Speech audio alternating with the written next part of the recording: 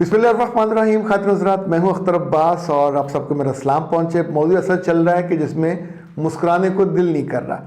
मौजूद ये था कि 20-25 साल के बाद जब खातून अपने मियाँ से नाराज़ होकर मुश्किल रूठ कर लड़कर अपने घर जा रही हो, मियाँ ने निकाला हो, वो डिवोर्स दे रहा हो या दे चुका हो, तो उससे पहले क्या कुछ ऐसे काम हो सकते थे कि जहाँ ये प्रोसेस रुक जाता।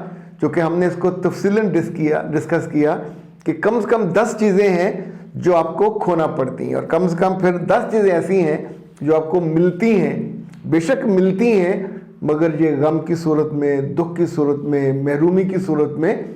और एक आप इज़्ज़तदार ए क्लास शहरी से सी क्लास शहरी पे आ जाते हो। पहले जो माली मजबूती थी वो एकदम से माली कमज़ोरी में कन्वर्ट हो जाती है। और बाद घरों में तो मैंने ऐसा देखा कि सगे भाई अपनी बहन और उसके बच्चों को ज़कात के और सदक़ात के पैसे देने लगते हैं। यानी वो जो रिस्पेक्टफुली पैसे देते थे बराबरी की बुनियाद पे, अब वो नहीं मिलते। और उसके बाद स्वाय तरसने के और गुज़रे हुए अच्छे वक्त को याद करने के और अपने कमरे में घुसकर कुंडियाँ लगा कर इस बात को बर्दाश्त करने के कि भाई बदल गए, भाभियाँ बदल गईं।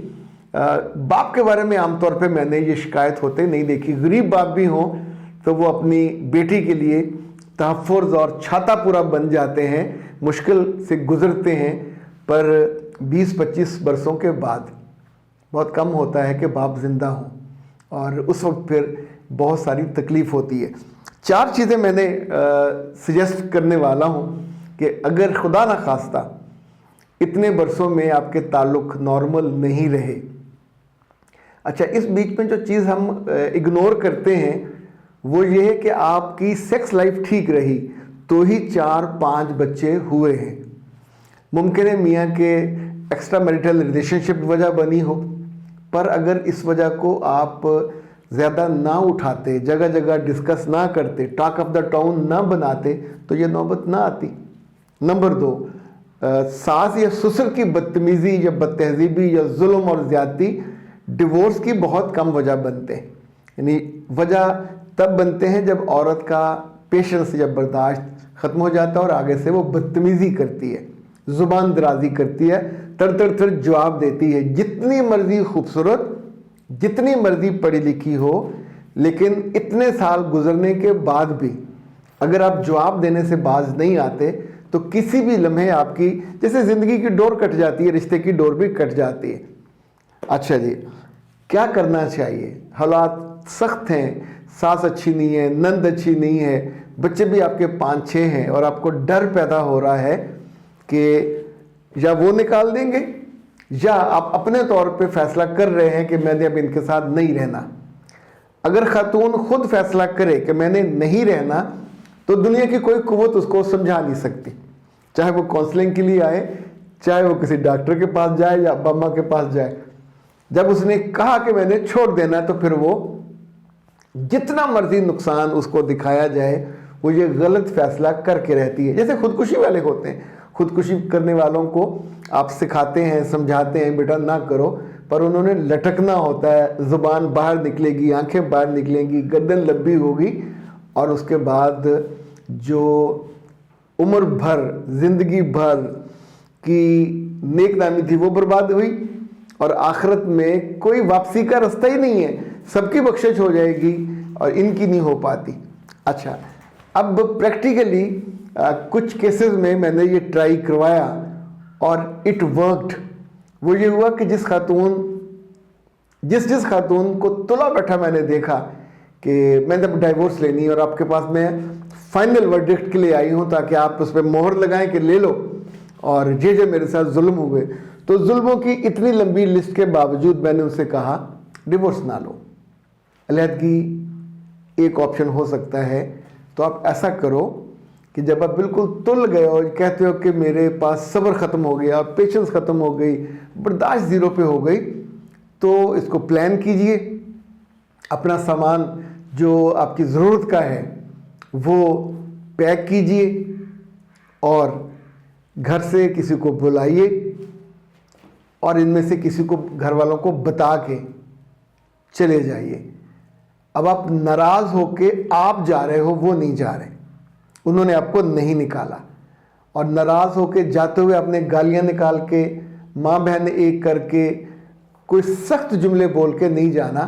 अगर बहुत कहना हो तो कहिए कि मेरी बर्दाश्त ख़त्म हो गई है, अब मैं कुछ आराम करना चाहती हूँ, शायद मेरे दिल को कुछ सुकून आ जाए, तो मैं अब जा रही हूँ। बच्चों को साथ लेके नहीं जाना किसी सूरत, 2 हो, 3 हो, 4 हो, 5 हो, 6 हो। और अब आप उनके बारे में सोचना बंद करें। पीछे उसकी दादी है, उसकी फुप्पो है, उसका बाप है, सब मौजूद हैं घर में, वो संभाल लेंगे। उनकी पढ़ाई ज़ाया होगी तो होने दें, आपको इससे क्या, आप तो रिश्ता ज़ाया करके जा रहे हो। अच्छा, अब इसमें हमने आपकी फेस सेविंग देखी कि आप नाराज़ होकर जा रहे हो। कोई राब्ता ना करें, ना बच्चों से ना मियाँ से।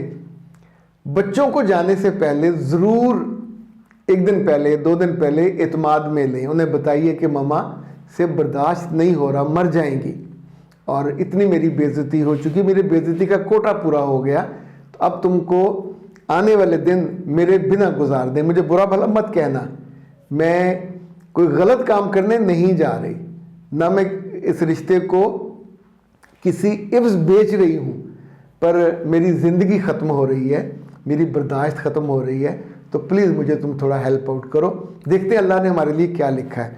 तो बच्चों को बता के, मियाँ को बता के, नाराज़गी का मैसेज दे के, भाग कर नहीं जाना, चोरी नहीं जाना, और चीज़ों को लीजिए और चले जाइए। बच्चों को साथ लेके नहीं जाना। 2 माह बाद, 3 माह बाद आपको अंदाज़ा हो जाएगा कि आपका दिल कितना तगड़ा है, कितना मजबूत है। क्या बच्चों के बिना बाकी ज़िंदगी के अभी जो 20-25 बरस हैं वो जी सकते हो? या मुमकिन है वहाँ जाने के बाद आपके वालिदैन, बहन भाई, भाभियाँ सभी आपको बताएं कि तुमने अच्छा फ़ैसला किया और बच्चों को ना लाके और भी अच्छा फ़ैसला किया, तो अब हम तुम्हारा पल्लू छुड़ा लेंगे। पल्लू छुड़ाने का मतलब भी वही है, पर अब आप खुला लेंगे, और खुला लेने के बाद या तो आप कुछ वक्फा देंगे या फिर नई शादी में चले जाएंगे।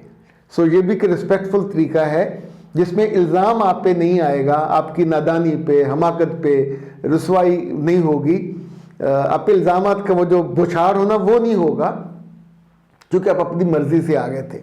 अच्छा, तीसरी चीज़ जो सबसे अहम है कि आप डिवोर्स की बिल्कुल सूरत पहुंची हुई है, और मियाँ सो आप कहते हो, या जो भी उसमें पार्टी तगड़ी है, सास है या ससुर है या मियाँ है, तो उन्हें कहें ओके, आपको ये पसंद है कि ज़िंदगी से मैं निकल जाऊँ, मैं निकल रही हूँ, मगर मेरे साथ जो डिवोर्स का कागज़ है वो ना भेजिए, क्योंकि मैं आगे जाके शादी नहीं करना चाहती।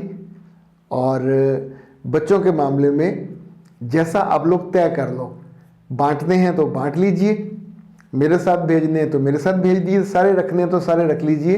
यानी आपको गमो गुस्सा मुझ पे है। अगर मैं बच्चों को लेके जाऊंगी तो पाल लूँगी, लेकिन बच्चों को माली तौर पे बहुत होगा। दूसरा, बच्चे बड़े हो रहे हैं तो उनको बाप चाहिए, बाप की हिफाजत चाहिए, बाप का प्यार चाहिए, बाप का माली तौर पे मजबूत होना भी चाहिए, तो बच्चे यहाँ बन जाएंगे। अब आप उन पे इल्ज़ाम नहीं लगा रहे कि आप उनकी हिफाजत नहीं कर सकोगे, ये नहीं कर सकोगे। तो ऐसे केसेस में ये होता है कि कुछ सालों की अलहदगी के बाद फिर भी कहीं ना कहीं मौका आ जाता है रिकन्सिडर करने का। खुला में आप वापस जा सकते हो, उनके सॉरी करने के बाद रिकन्सिडर किया जा सकता है। लेकिन अगर औरत में बच्चों वाली ज़िद हो कि नहीं मैंने रिश्ता तोड़ना ही तोड़ना है, तो फिर ये टूट जाएगा, और ये टूटा हुआ रिश्ता फिर वापस नहीं जुड़ता। फिर वो कुछ अरसे के बाद आप एक दुख की, बेचैनी की, बेसुकूनी की दलदल है उसमें होते हैं, और ससुराल में आम तौर पे उस दलदल से निकालने वाला कोई नहीं होता, और अपने घर में भी उस दलदल से निकालने वाला कोई नहीं होता। आपको खुद हिम्मत करनी होती है, और हिम्मत करके हर सूरत में अपने घर में फिर बैठे नहीं रहना। ये चौथा हल है। एट एनी कॉस्ट अपनी तालीम को बुरोकार लाएंगे, कोई नौकरी आप कर लीजिए, आपका सुबह तैयार होकर जाएंगे, 5 दिन बस सर्व करेंगे, शाम को वापस आएंगे। एक आखिरी चीज़ याद रखिएगा कि मियाँ से अलहदगी के बाद जैसे घर की दीवार बाहर की गिर जाए, गेट टूट जाए, तो आपकी ज़ात के साथ ये होगा। जिस दफ्तर में, जिस जगह काम करोगे, वहाँ का बॉस, वहाँ के कुलीग, सबको इल्म होगा डिवोर्सी है, कोई भी उम्र हो, और सब फिर आप पर अटैक करेंगे, सब आप पे ट्राई करेंगे। चूँकि जैसे घर की दीवार टूटी हुई हो, कोई लॉक ना हो, दरवाज़ा ना हो, तो फिर डिवोर्सी औरत के मामले में सोसाइटी में यही थॉट है कि उस तक एक्सेस करना चाहिए, उसे उसके करीब ट्राई करनी चाहिए, और ज़्यादा खर्च के बिना बात बन जाएगी। क्योंकि उसकी महरूमी को मोहब्बत के नाम पे या ब्लैकमेलिंग के नाम पे उस बेचारी को राह से बेराह करना निस्बतन आसान होता है। तो फिर ऐसे में आपको पत्थर दिल या एक मजबूत करैक्टरफुल औरत बनना है, जैसे आप पहले रहे हैं। अख्तर अब्बास को इजाज़त दीजिए। अस्सलाम वालेकुम।